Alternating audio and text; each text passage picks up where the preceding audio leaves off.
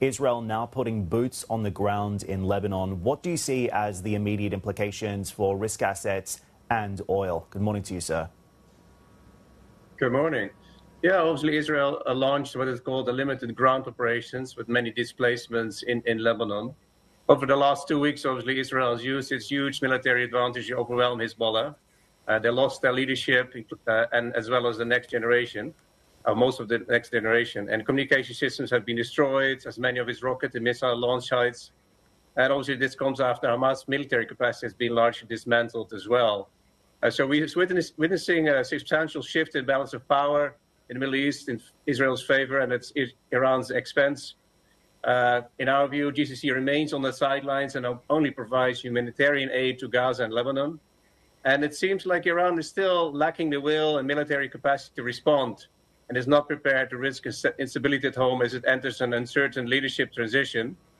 Obviously, Iran has been loud on rhetoric.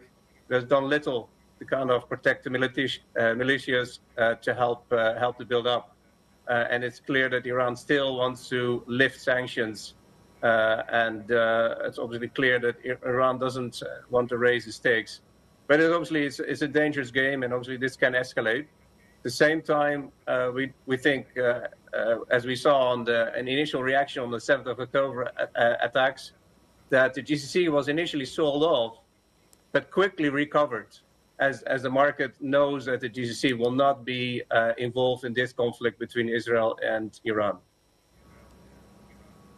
Right. So as we assess the implication for risk assets here, you mentioned what we've seen across GCC markets. Let's pivot over to what we're seeing in oil right now, really failing to push materially higher off the back of this most recent round of escalation in recent weeks. And that's probably most likely because there's no immediate impact on supply. But what's your outlook for oil in this environment, given the current sentiment around prices and the supply side trajectory? Yeah, it was interesting to see the Financial Times article citing officials of Saudi Arabia, whereby Saudi Arabia would abandon its unofficial $100 a barrel target as it plans to reinstate production as planned on December 1st, even if it were to extend, would lead to an extended period of lower oil prices.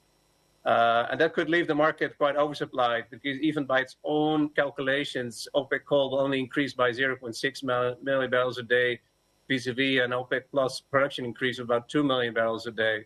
So that leaves lower oil prices for next year. At the same time, this is at least partly offset by higher production, right? Every $10 a barrel is maybe an increase in fiscal deficit of 2.5% of GDP, but this is offset by 1 million barrels of additional production.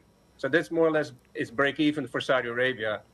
In fact, Saudi Arabia just announced its fiscal budget for the next 3 years until 2027, and it penciled in a fiscal deficit of 2.9%, with fiscal spending kind of freezing at around 1% growth rate for the next 3 years. So there's some fiscal prudency being implemented, but fiscal spending is not going to fall off a cliff.